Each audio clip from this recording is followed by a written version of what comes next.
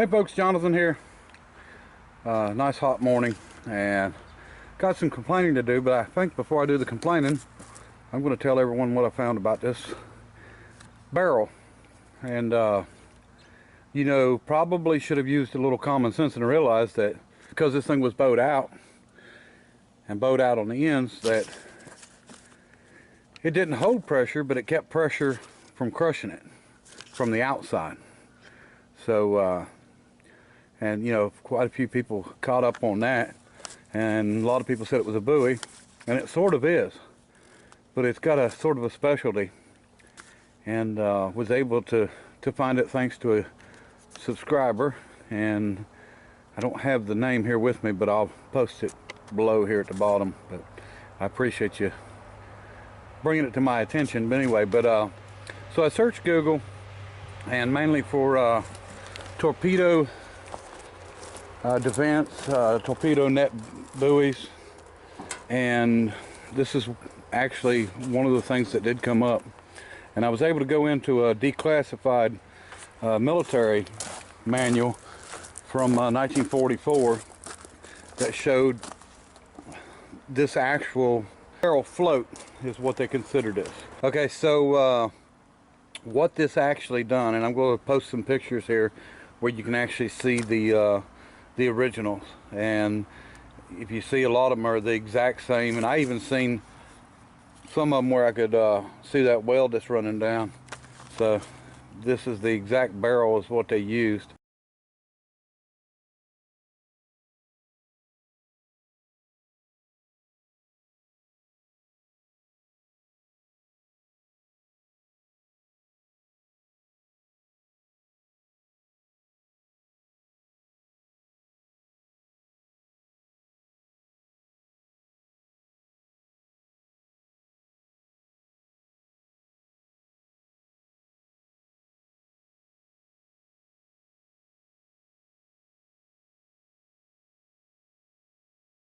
So anyway, one of the things that they were doing that I read was this barrel didn't perform as well as a spherical, in other words a round buoy or a round float. So they were actually replacing them as quick as they could get round ones. So this barrel float wouldn't have been in service for very long, I wouldn't think. That's probably why it still exists. But anyway, it's 500 pounds. And the net buoyancy was 2,710 pounds, which if you add 500 to that, that would be the full buoyancy. But the net after the 500's off was 2,710. So what this done? They had 6,000 pound weights, was my understanding from what I read, that hung on the bottom, and then this would have floated the net, and the net would have been made out of steel. We're talking about, a lot of the nets being made like giant chainmail rings that were, look like in the pictures to be, 14 to 20 inch diameter, all linked together. And this was, they actually used this to keep submarines out of places. They used it to keep torpedoes from coming in, and they also had it as a boat defense. They could put basically a big one around a big ship, and it would, help keep them from hitting the ship. So, but that's what this was. It was actually, a float for it, and I think Nana said it checked out good. So I don't know what to do now. I don't know that it would be of any value to, to a museum, and I'm not talking, money value. I'm talking value as in, something that they would even give a crap for. That's the shameful thing. There's not too many people that care about anything anymore, but I mean, this is World War II era, and it would be Navy, and like I said, it would have been a short run on these things because they switched over to the round spherical floats is what they called them, as quick as they could. And I don't know why, I can't tell you why they used them like they used them with the hooks on each side, but if you look in the pictures, it's the same one, made the same way. I think it's neat. I think it's got a good story behind it, and I'll just keep it, or I still might set it on the back of the truck and just not not do any changing to it, just make it where it straps down or something, and that'll be all part of the story. And but anyway, I appreciate the help on that. You know, a lot of people said it was a buoy. I haven't been around the ocean much, so I don't think, you know, I just don't think much of the ocean. I like the mountains. So you know, when it comes to boat docks and big, you know, shipping yards and stuff like that, I've never seen them or been to them. So, you know, some of you knew exactly what it was, that it was a buoy, but to be able to narrow it down as far as we narrowed it down to find out exactly what it was, and that to me tells me why there's no tag on it that says how many gallons and says you know, all the requirements that they would have on a tank, because it's not a tank. It's made to hold stuff out, not hold stuff in. So neat, different. Hope you enjoyed the pictures.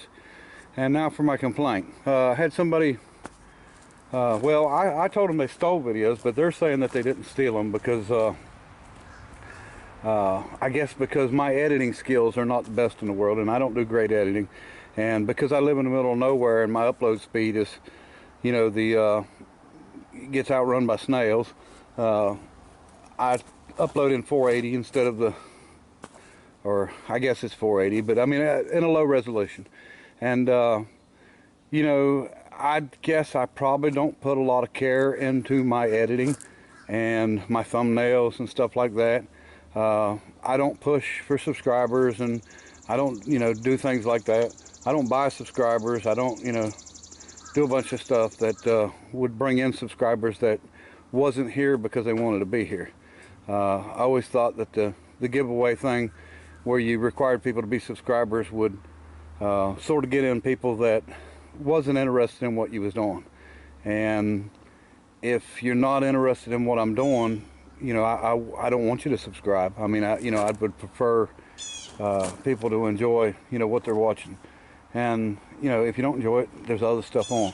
Definitely watch something different, because I'm going to watch what I enjoy, and I would expect somebody else to.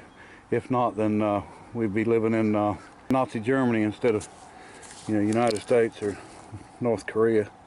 So, well, what it comes down to is I had somebody take a bunch of my first starts and put it in their videos and compilations, and of course they took other people's first starts too, but I just happened to catch it and let them know that they were, you know, stealing videos, and that I was going to do a copyright infringement. And they come back at me like it was all my fault, and that they put all that work into you know, to re-editing my videos, and that it was okay for them to do what they done, and which it's not. You know, all them vehicles that you see me start, I bought with my own money, you know, that I earned honestly.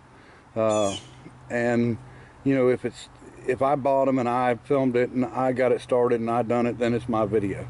And you know, I'm pretty lenient when it comes to people filming, and you know, I've helped out quite a few buddies of mine with YouTube channels, but when it comes to just plain out stealing a video, it's stealing a video.